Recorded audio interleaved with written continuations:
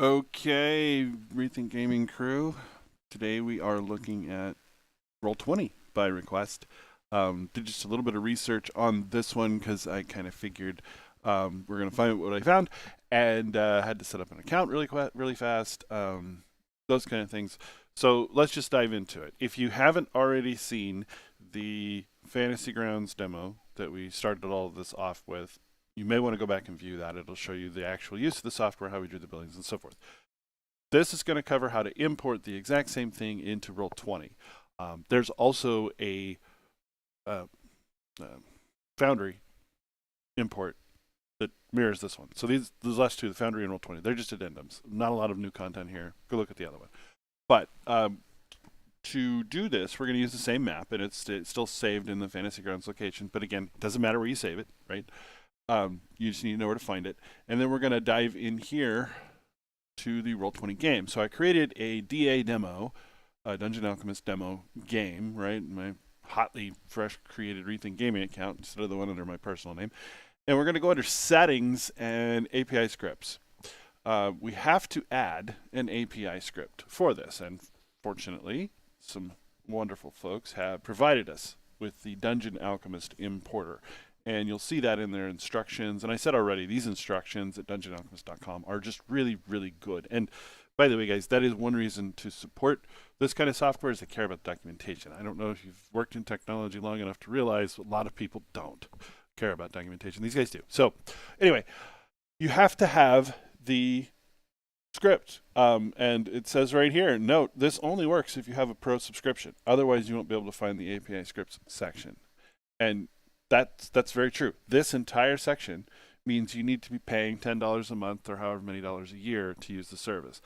This is not necessarily compare and contrast for the different VTTs. They all want some money from you, right? We've all got to get paid. This is how they do it, and this feature is behind a paywall. It is what it is, right? So we choose Dungeon Alchemist Importer. We do add script. Done, right?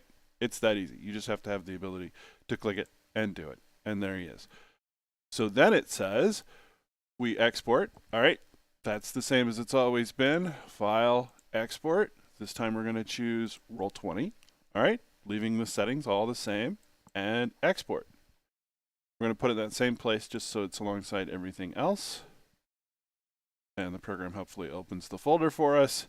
And you see now we've got this test.txt file that was created today, and it did update the JPEG. I'm going to copy this path just so it's easy for me. And we go back to the instructions. It says create a new page, add the map. All right, no problem. We go back to our game, and we're going to have to start the game. I've got it. Don't show this again. We're kind of on a new page. I don't want your voice. We're going to create a new one, just like it says. Hooray! All right, thanks. Done. New page created. Add the map. Select the map layer. Drag the JPEG to import it. No problem. Map layer. Boy, it has been a minute since I've used.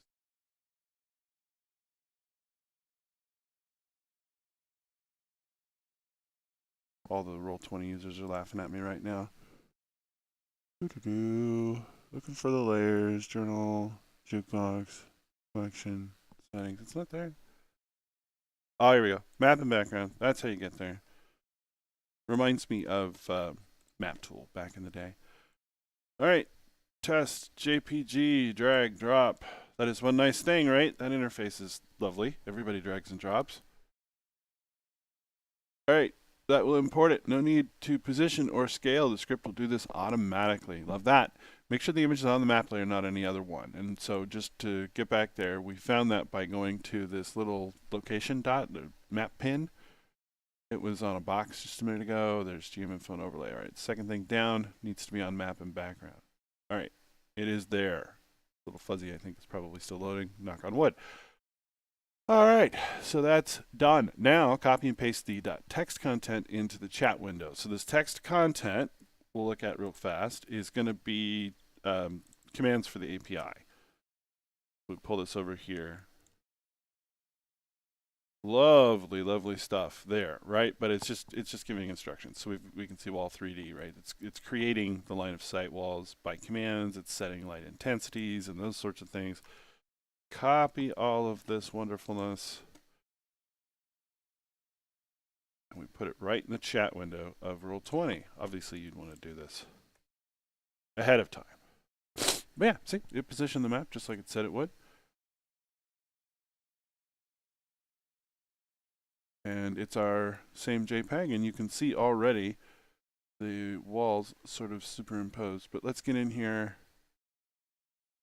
and find that setting. Just a torch. Polygon reveal. Overlay. Tap it with the torch. Quit using the torch. Yes, enabled it.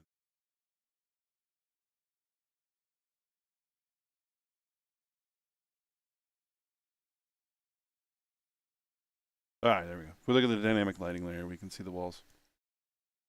So same thing.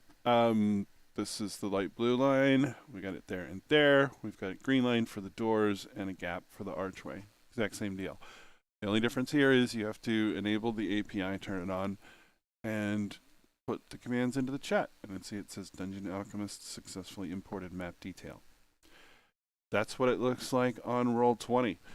Sorry for the fumbling. I don't use this very often. I don't even think they had dynamic lighting last time I used it. I was running Tomb of Annihilation in 2017, if that helps. But anyway, questions, comments, concerns, please send them up. And as you've seen from this video, we'll respond and get another one out. Thank you, everybody, for watching. Catch you next time.